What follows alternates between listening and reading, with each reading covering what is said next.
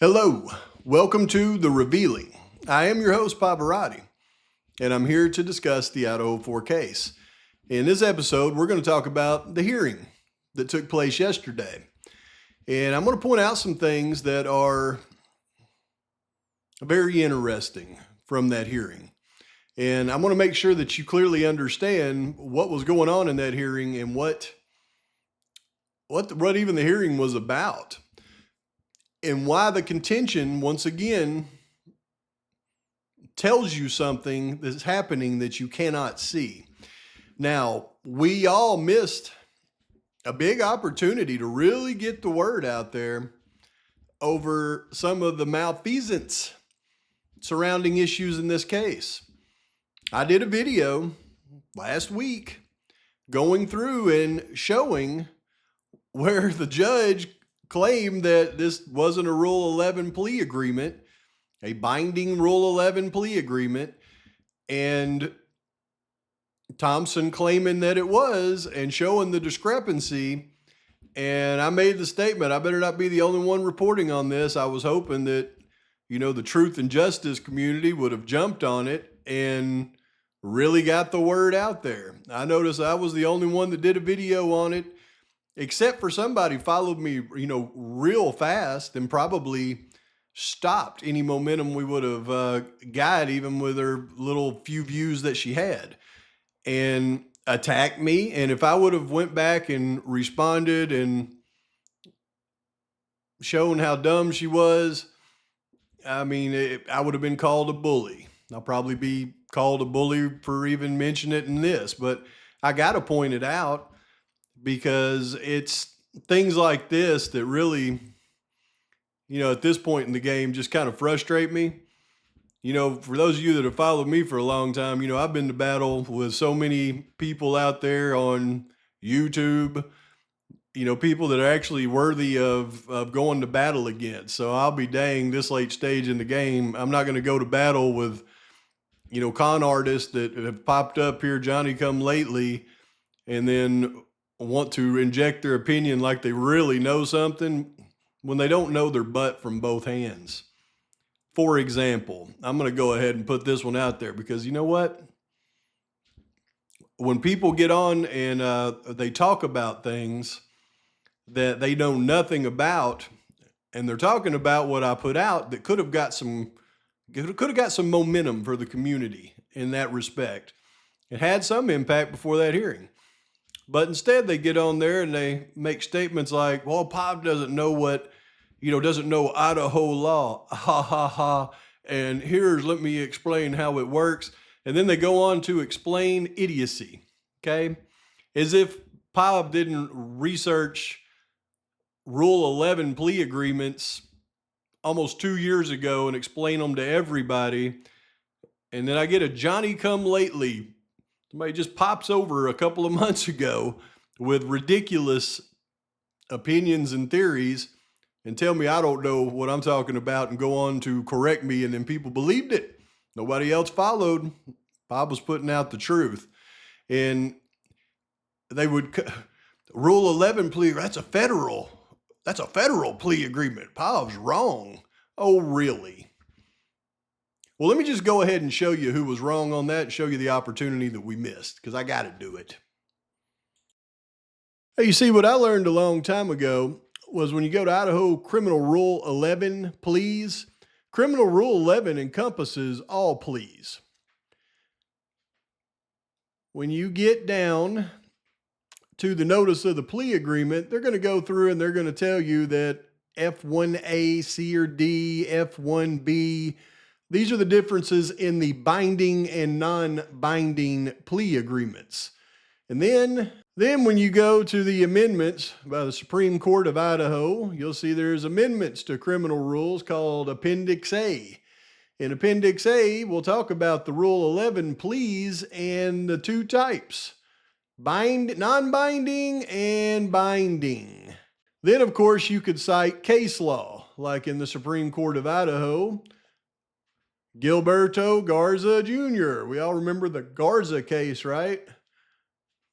And In the Garza case, the district court accepted the plea agreements and imposed sentence in accordance with them on the same day Garza entered the possession plea in both binding Idaho Criminal Rule 11F1C plea agreements.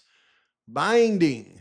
You see the difference between a Rule 11 agreement that they refer to in the courts in Idaho and a non-binding agreement that they don't refer to as a Rule 11. They're both encompassed by Rule 11, but they only, when they verbally say Rule 11 in Idaho, they're talking about the binding agreement.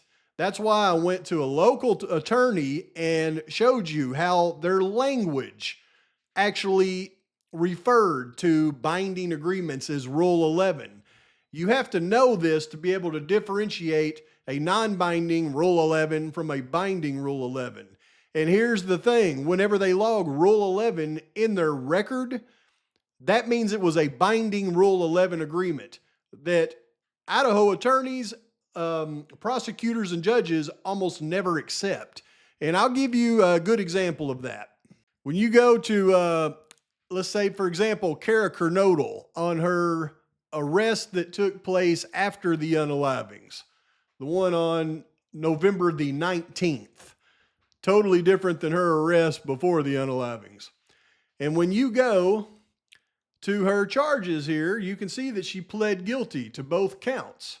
And you'll see right here under the guilty pleas, it says plea agreement. So she pled guilty to both counts by way of a plea agreement. However, when you go to her disposition, it will never, ever once in here state Rule 11 plea agreement, because the agreement that she was agreeing to in this case was not a binding agreement, which the court system internally refers to as Rule 11. Here's another example. But when we go to, somebody like our guy Farley, remember Farley had just been released for prison for the deal of the century. Actually, he'd been arrested, several times since the deal of the century, got sentenced to prison right on the date Kohberger provided his alibi, was released for prison right before the trial, and then immediately was arrested with 2 counts of felony possession while he's just been released on parole, supposedly. And what happened immediately? Well, he pled not guilty to 3 counts, and Megan Marshall accepted the deal that Bill Thompson and Farley had made to plead guilty to 1 count, and he had dismissed the other 2. And oh my goodness, they sentenced him to prison, but suspended the sentence and then gave him probation again. And that probation is for 3 years, and he's sentenced to, treatment one more time. Now, how is that even possible? I don't know. Well, yeah, I do.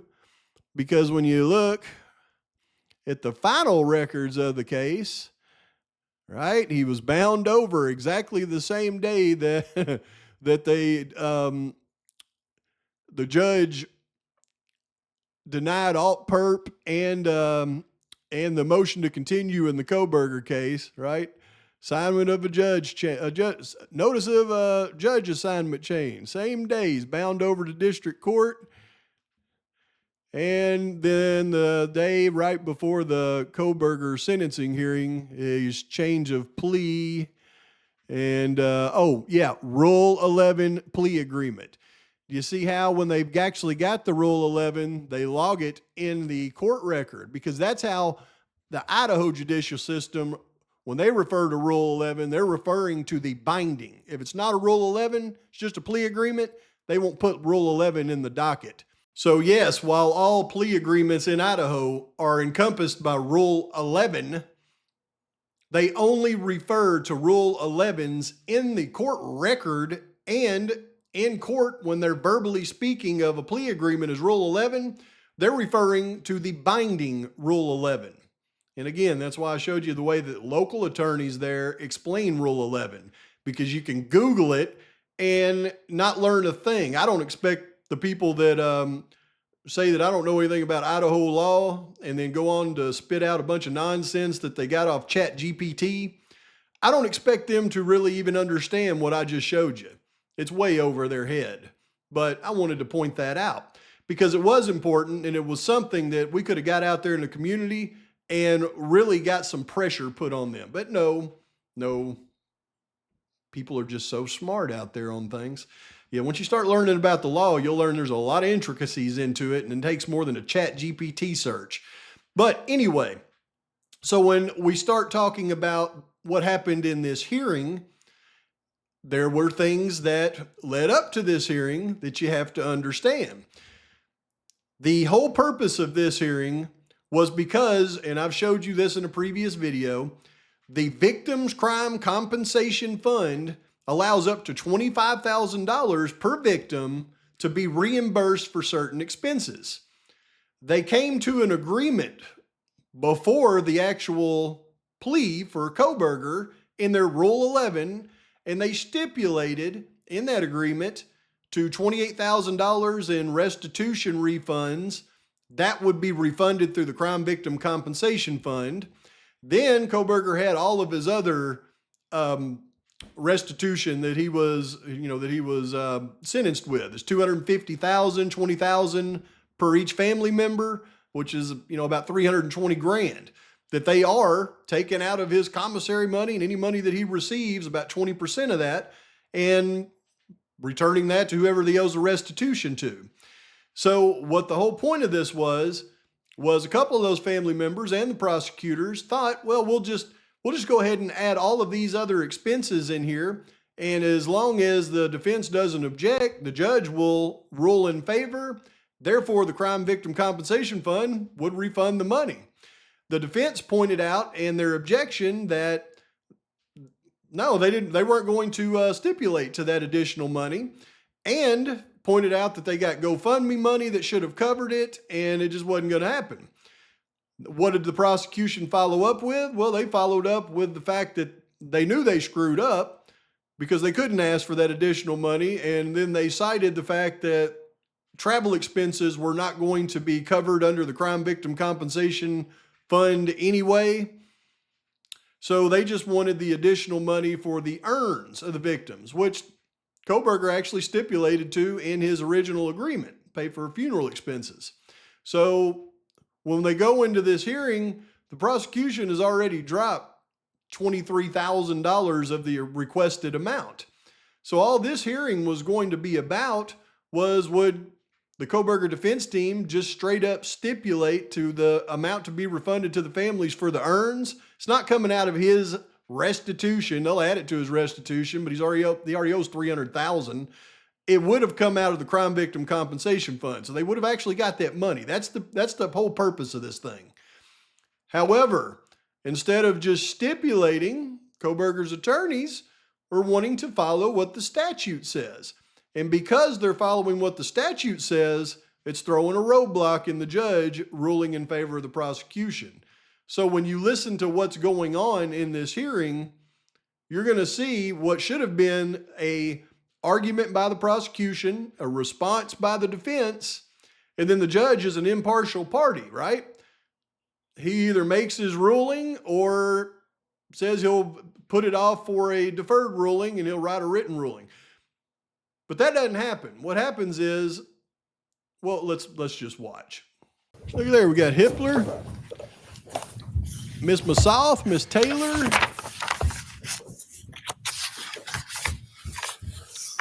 Miss Barlow, and finally Santa's gonna pop up here. I think it's interesting who makes the arguments here and who stands silent. I think this really means that Ann Taylor's fulfilling her obligation to complete any obligations she had to this case. And I believe Massoff and Barlow are going to be handling anything real that happens. Let's go on the record in State v. Kohberger, CR 0124316665. The defendant has been excused from today's proceedings. It is not present. The defense is represented by Ms. Massoff, Ms. Taylor, and Ms. Barlow. State is represented by Mr. Thompson. You know, Kohberger could have requested to be present for this hearing. I mean, you think about it, he's in the maximum security prison in J Block in a little cell and only let out for an hour a day strapped to a chain inside of a little cage. So going to a hearing like this would be, you know, like going to Disneyland for, you know, you and I. So you would think that he would want to be at this hearing just for the fact of getting out of his cage for just a little bit. Yet he waived his right to be at this hearing. And that's kind of suspect, in my opinion, just in itself. This is a time set for a hearing on the state's supplemental request for restitution. The state can argue first. Thank you, Your Honor. The attached documentation, it doesn't appear that there's a question about the amounts. I think the question that has been raised is whether the propriety of any additional restitution being ordered at this point. Yesterday afternoon, we did receive a supplemental filing from the defense, and I want to respond to that just for the record before I address the merits of the restitution requests themselves. Now, that supplemental filing was filed under seal, so we don't really know what that supplemental filing entailed. As we indicated in our response to the defense objection to the additional restitution request, at the time that we entered into the plea agreement, Ms. Jennings and I were under the impression that crime victims' compensation could be available to cover reimbursement of travel expenses. And I have to clarify that now. It is true that before trial, the families approached our office asking if there were any resources we were available to pay in advance for travel expenses or expenses related to them attending trial itself. And we looked into that, our staff looked into that, and advised them no. It was my understanding, and I'm mistaken, I realized I was mistaken at this point, but it was my understanding back in early July, late June, when we were talking about the plea agreement, that crime victims' compensation could be available to reimburse expenses like that. I now know that's not correct, and it was certainly my mistake. I will own it as far as our state of mind going into the plea agreement. So now here's what I got to say to that, because I read y'all the rules around crime victims' compensation, and see, that's exactly what this argument was about. It wasn't about Kohberger receiving the restitution and paying it. It was Kohberger agreeing to it so that they could get the money refunded from Crime Victims Compensation Fund. And Thompson, I have to say, I have to call BS, because when you read the rules, they're very simple on crime victims compensation, that it does not refund travel expenses. There's only 5 rules to the thing. He knew that. Yet, he was going to try to slide it by, and if the defense didn't argue against it, this judge would have ruled for it and they would have got that money. When the defense objected, they went, oh, crap. That being said, Go ahead. I'm sorry. Go ahead. I'll let you finish the point on the plea agreement, and then I have a question for you about that. See how respectful Hippler is to Thompson there? Is he jealous of his beard? Because both of them don't have any hair. And I was just finishing that point, Your Honor, so this would be a good time. Okay. So it's pretty well settled that plea agreements are interpreted as contracts, which they are. I think it's... Yeah, when he says plea agreements are interpreted as contracts, especially if it's a binding Rule 11 agreement, then you have to defer to contract law, which he's about to discuss. Pretty well settled contract law that a unilateral mistake does not relieve one of its contractual obligations and restrictions. So how can I how can I order this restitution if the express terms of the plea agreement, though mistaken understanding by the state, don't allow such extra crime victims compensation fund reimbursement? And Your Honor, I recognize that, and that's what I was just getting ready to address. In response to the defense's objection, the state has modified or adjusted our position on the restitution. We are, pursuant to the plea agreement, seeking restitution for the funeral-related expenses, which are the urns that are described in Exhibit 2 to our response. We are not affirmatively advocating for the travel expenses and lodging expenses of the family because we do not believe that we can legally advocate for those. At the same time, the families provided those to us, and we want to provide them to the court and counsel just so everybody was aware that they are there, but we are not arguing affirmatively for that because of the wording of the plea agreement itself. So basically what Thompson is saying is the $26,000 that they were trying to get, he's not advocating for that anymore because the defense caught him and called him on it, and he knows it. So he's wiped out 23,000 of it. Now they're just having this informal meeting to ask for the 3,000 for the urns because he got caught.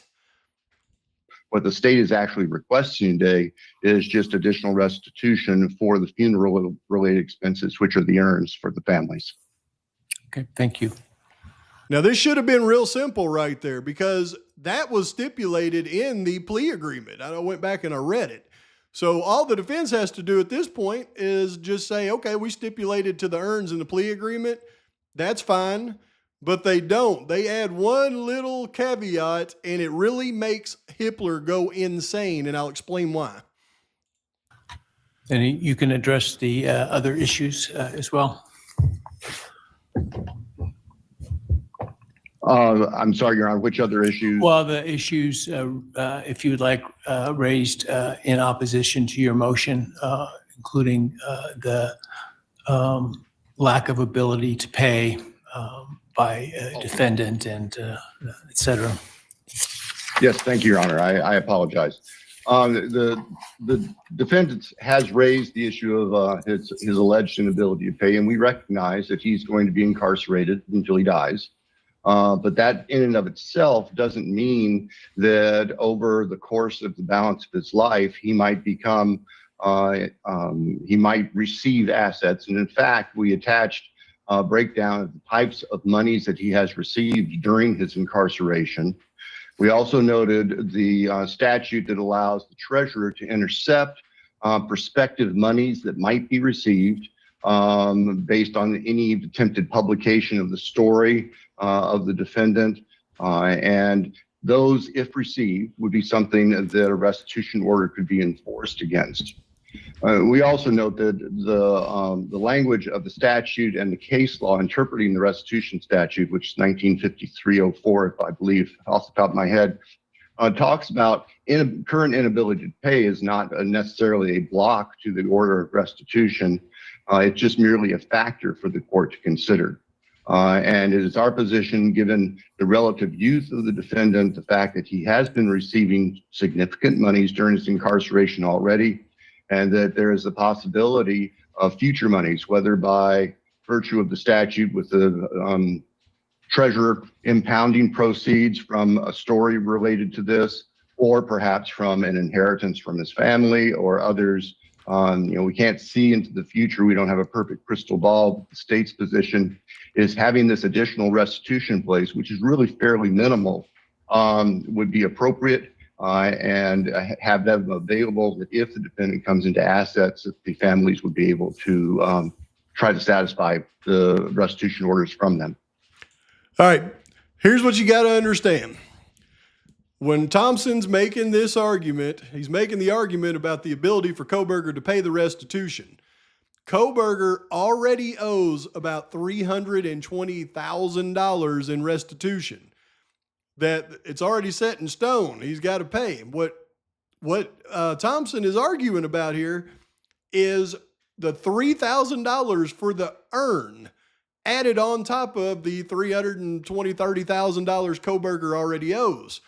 The reason it's important is because if the defense stipulates to just this $3,000 that goes on top of the rest, then they can issue an order and those families can be refunded that $3,000 right now from the Crime Victims Compensation Fund.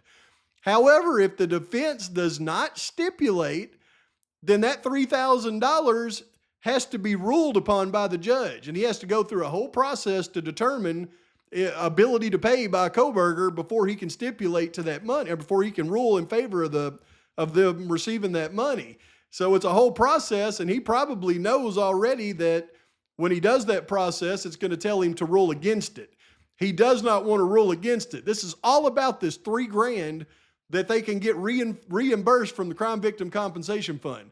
All of this argument has nothing to do with ability to pay or them taking Kohberger's money or anything like that, because they're already doing that to $330,000. This is $3,000. This is kind of crazy, y'all. Thank you. And then who's arguing for defense? I will be, Your Honor. All right. Thank you.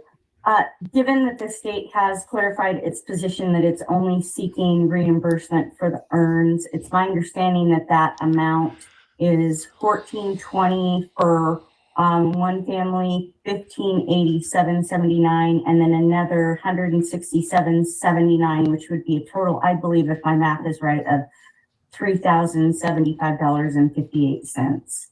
My understanding of reading the Victims Compensation Code 1953-04 is that the court must still do an analysis on Mr. Kohberger's ability to pay.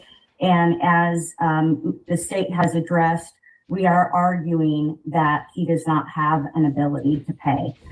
While there have been lump sums provided to you regarding some funds that he received prior to his plea agreement, what the court does not have is a breakdown of how those funds came into the inmate system for his expenses and the fact that they were primarily family.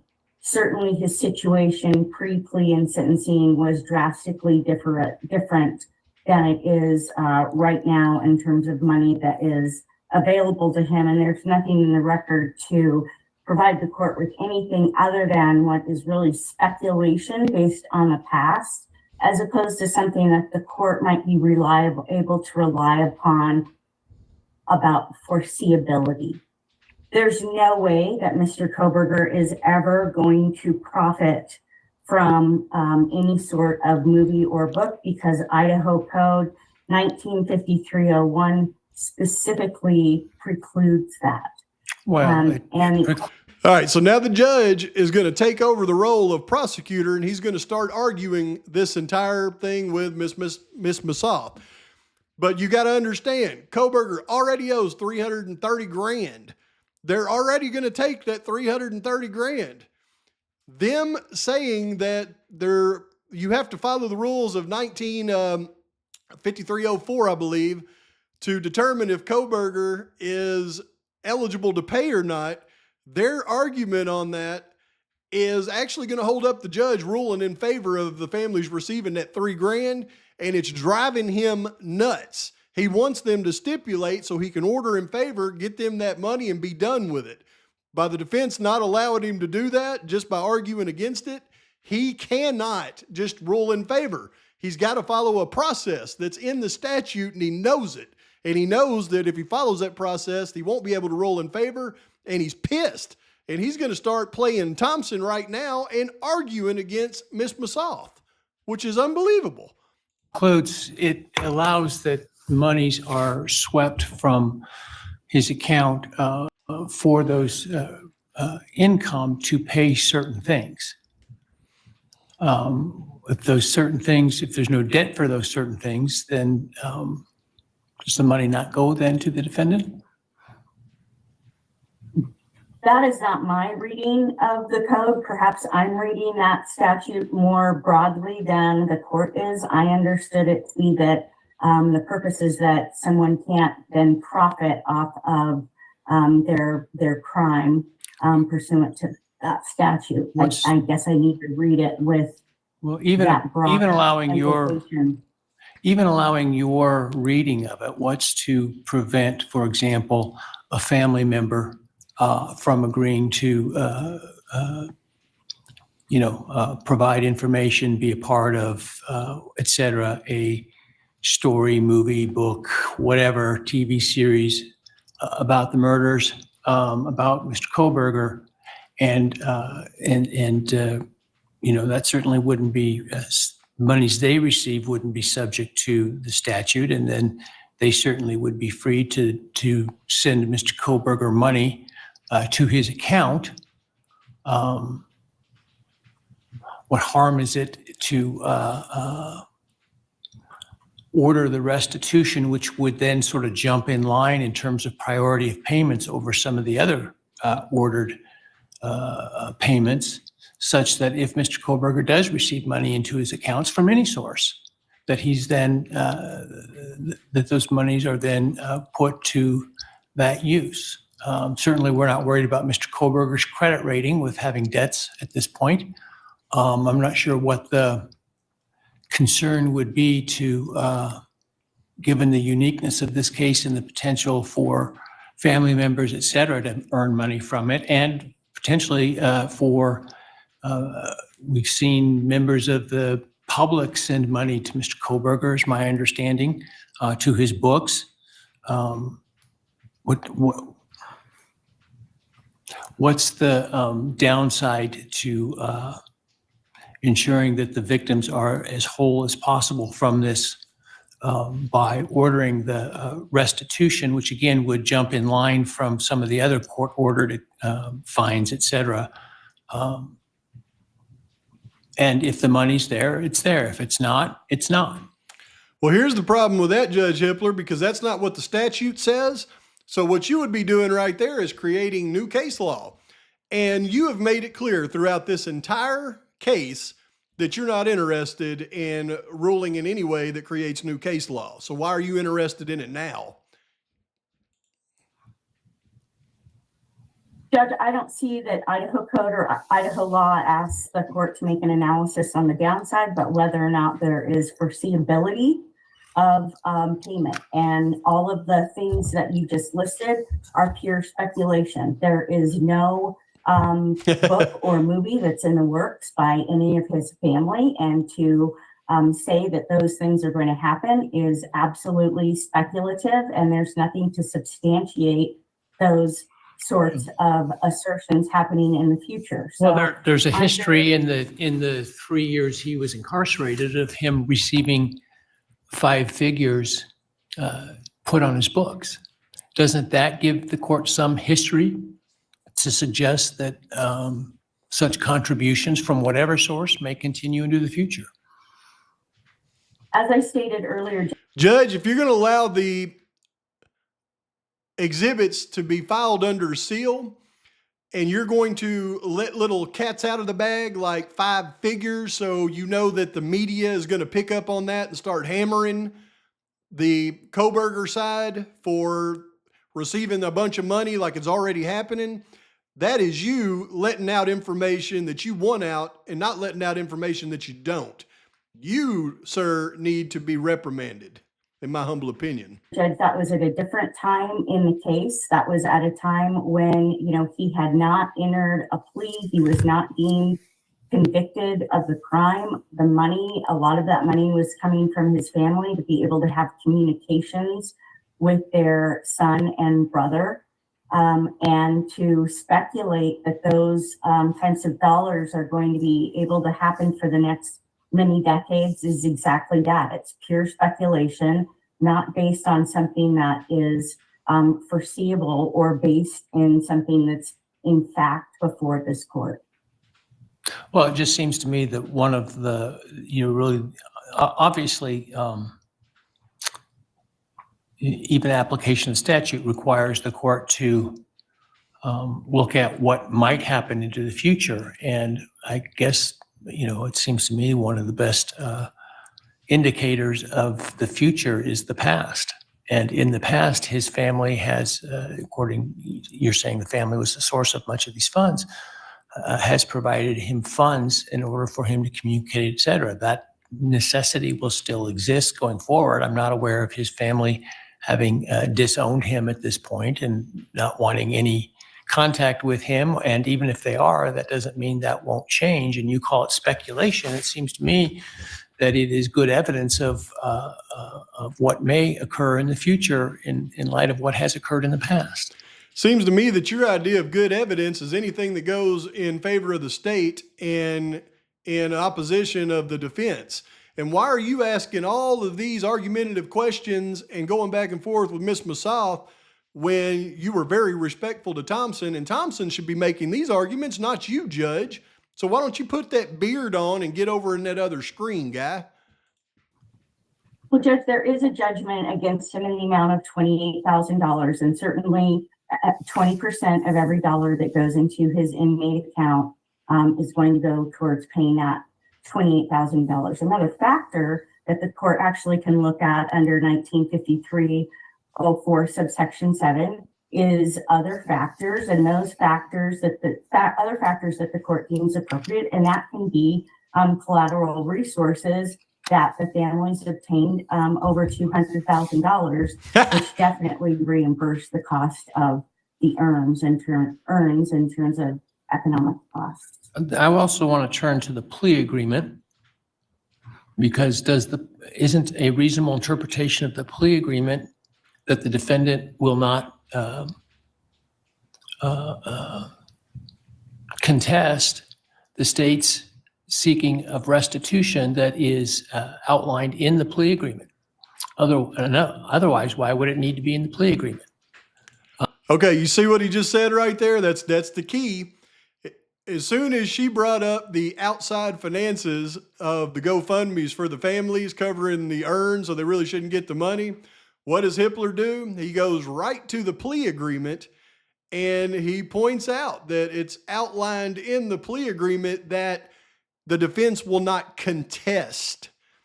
Not that they won't receive the money, but that the defense will not contest if the state seeks to get them that additional money. See, what he's upset about right now is the defense contesting that $3,000 because it stops him from ruling in favor just by them contesting. And it's really made him mad. And he's gonna go off the handle here.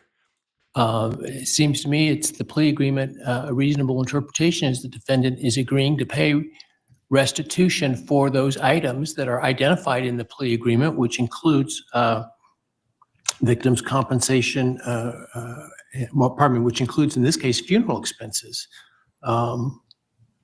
So you took advantage of the plea agreement to get the benefit of the bargain regarding the state's dropping of the death penalty. Why should you not be held to the plea agreement to pay the victims the costs of interning their children? Judge, I believe that our pleading was clear, that we understood that earns fell underneath a funeral cost, but that once we have a hearing on this matter, that doesn't eliminate the court's duty under 1953-04 to do the ability to pay analysis. And that's why. Well, are you in violation of the plea agreement by arguing that your client shouldn't have to pay those? We are not in violation of the plea agreement. If there was any violation of the plea agreement that took place, it's the state seeking this when the other expenses, when it was clear under statute and under the Idaho Victims Compensation rules that those were not reimbursable expenses. But they've effectively withdrawn those requests and are seeking what's outlined in the plea agreement. What's the point of the plea agreement on restitution if the defense is able to argue against the restitution called for in the plea agreement itself? Judge, again, in our pleading, we objected to what the state has withdrawn as of this moment at this hearing today. Right. We acknowledge that the earns were funeral expenses. Right. But once we're in this situation of having a hearing, then this other section about whether or not he has an ability to pay is triggered. We stipulated to $28,000 in restitution within 60 days. Right. He met the terms of the plea agreement. But it also says the state may seek restitution regarding funeral expenses, and they're simply identifying additional funeral expenses. I don't know what more you want me to say about the earns other Well, than what's they the point are of the plea agreement if you're not free. going to be bound by it? I agreed that it was $3,075.58. But you say you just shouldn't have to pay it. What I said was that the court needs to do the analysis under Idaho code about his ability to pay. Why It doesn't hasn't the defendant waived his right to rely on that ability to pay by agreeing to those expenses as part of the plea agreement? I don't know how the court can enter this order today without engaging in the analysis under Idaho code because it's required. That's the All right, so just to make a long story short here, the judge just tried to put pressure on the defense team by saying, are you in violation of the plea agreement? Like we should remove the plea agreement and then the death penalty's back on the table. That was him trying to actually apply pressure. But Massoff is so slick. What she's saying is we're not contesting the additional $3,000, Judge. We're contesting the amount of money that they were originally asking for, which was $26,000. And he says, yeah, but they've withdrawn that. So now we're down to the $3,000. She said, yeah, but when they did that, even though we'll stipulate to the $3,000, because of the code 195304, there's a process that you have to go by in determining the ability to pay before you rule on that today, just like she said. So he's fighting her because he wants her to say just, okay, we're good with it. So he can rule on it today and be done. But he's threatening her with a violation of the plea agreement if she doesn't do that. But what she's countering with is, hey, we're not arguing against that. But once this hearing happened, you've got to follow the process in that code. How do you supersede it and rule on it today, Judge, by not following the process?